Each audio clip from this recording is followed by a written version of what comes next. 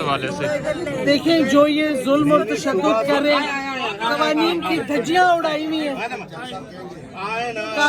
قانون کی دھجیاں اڑائی ہوئی ہیں، پولیس قانون کے مطابق چل نہیں رہی۔ اگر تو تھانے میں اسے رکھا تھا تو کس جگہ غائب کیا گیا اسے، اس کے اوپر کس نے تشدد کیا؟ یہ سمجھتے ہیں کہ لوگوں کو ڈرا دھمکا کے ہماری آوازیں چپ ہو جائیں گی۔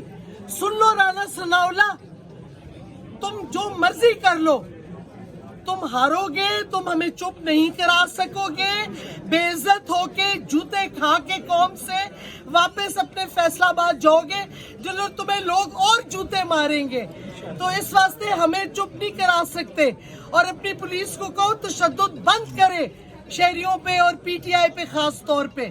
آپ نے اسلام آباد پولیس کا 3 مہینے میں تباہ کر دیا ہے جو ان کا اچھا خاصا نظام تھا، اور اس آئی ٹی کو بھی سمجھ آنی چاہیے یہ اسلام آباد ہے، یہ پنجاب نہیں ہے۔